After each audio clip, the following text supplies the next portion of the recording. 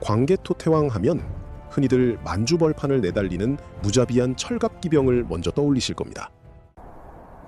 영토를 넓히기 위해 피비린내 나는 전쟁을 반복했던 정복군주로만 생각하기 아주 쉽지요.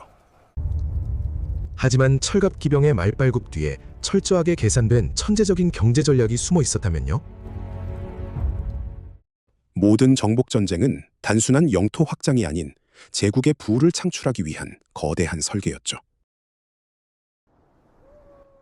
경제력과 군사력이라는 두 수레바퀴로 동아시아의 패권을 움켜쥔 북방의 지배자를 만나보시죠. 백제와의 치열한 혈투를 마친 태왕의 시선은 북서쪽 거란의 본거지인 시라무렌강을 향합니다. 옛 백성을 구출한다는 명분 아래 진격했지만 그곳에는 또 다른 엄청난 목표가 있었습니다. 바로 고대 사회에서 황금보다 귀하게 여겨졌던 백색의 황금, 염수의 거대한 소금 호수입니다.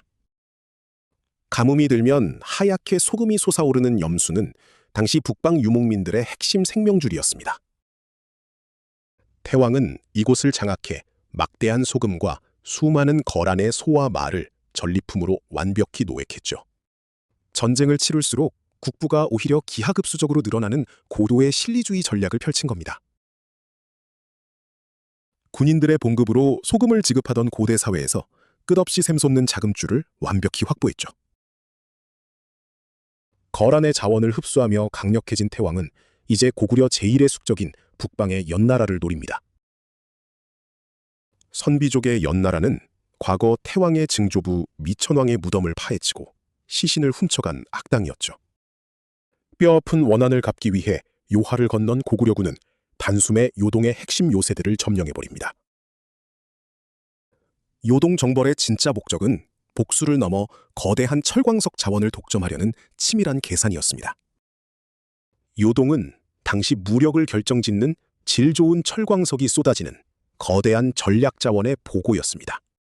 요동의 막대한 철은 고구려의 무기와 갑옷을 생산해내는 가장 뜨거운 심장으로 변모하게 되죠. 제국의 대장간은 밤낮 없이 불타올랐고 철광석은 가장 강하고 치명적인 무기로 벼려져 나왔습니다. 이를 바탕으로 동아시아 역사상 가장 압도적인 공포의 주력 부대 계마무사가 마침내 완성됩니다. 수천 개의 찰갑으로 병사는 물론 말의 온몸까지 철통처럼 감싸버린 무적의 중장기병 부대였죠. 화살을 튕겨내며 적진을 그대로 짓밟는 철갑기병의 압도적 돌파력 앞에 대륙의 적들은 부서졌죠. 보병이 대열을 유지하는 사이 뒤로 돌아온 육중한 철기병이 적을 뭉개버리는 충격적 전술이었죠.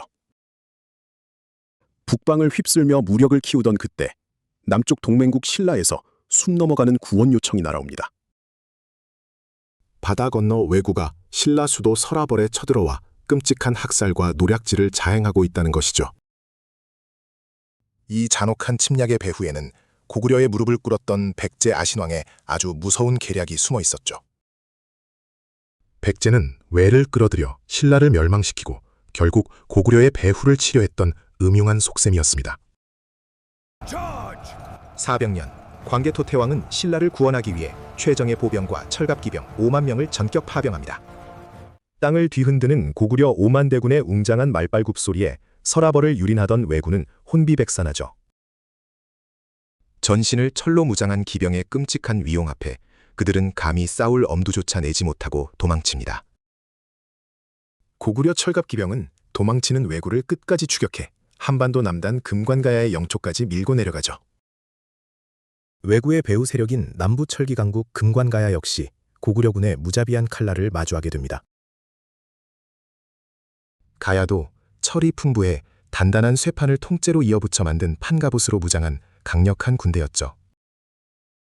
하지만 통짜 철판으로 만든 가야 판갑은 작은 비늘을 엮은 고구려 찰갑을 결코 이길 수 없었습니다. 고구려군 찰갑은 화살과 창의 충격을 유연하게 흡수하고 튕겨내는 압도적 최첨단 방어력이었거든요. 무기의 성능 차이로 금관가야는 괴멸적인 타격을 입고 한반도 남부의 패권마저 고구려에 내어줍니다. 태왕의 파병은 단순 구원을 넘어 한반도 전체를 고구려의 거대한 질서 아래 두려는 치밀한 작전이었죠.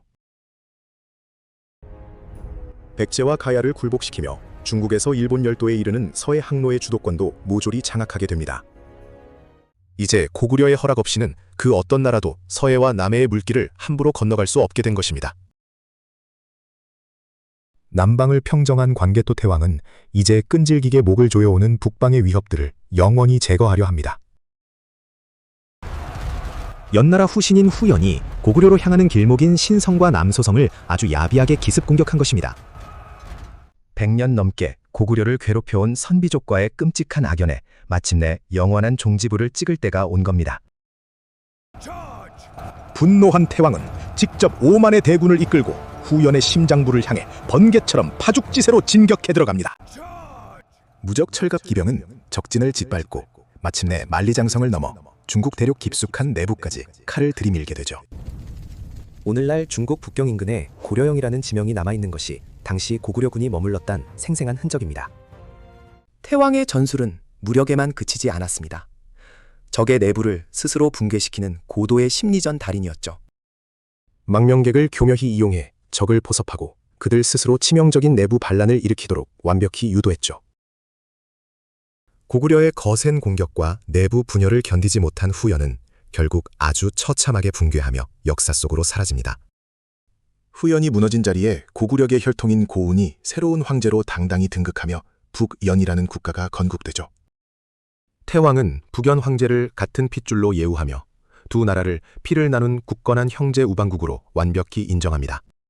가장 위협적이던 최대 적국을 하루아침에 든든한 동맹국으로 완벽히 탈바꿈시킨 천재적이고 압도적 외교술이죠. 북방 대륙과 무한한 철, 한반도 남부와 서해 바다 모두가 태왕의 거대한 발 아래 완벽하게 놓이게 된 것입니다. 철갑 기병의 거친 말발굽은 동아시아 역사상 가장 거대하고 찬란한 고구려 제국의 붉은 지도를 마침내 완성하죠.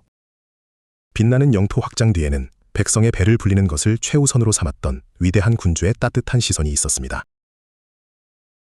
부유한 경제력과 압도적 군사력, 이 거대한 두 수레바퀴가 위대한 고구려 제국을 지탱하는 진정한 원동력이었죠. 이 민족을 무력으로 짓밟는 데 그치지 않고 그들마저 고구려라는 하나의 운명 공동체로 따뜻하게 끌어안은 포용력. 태왕에게 무력이란 피 흘리지 않는 거대한 평화를 영원히 유지하기 위한 가장 숭고하고 확실한 수단이었습니다. 대륙의 진정한 주인이 된 광개토 태왕.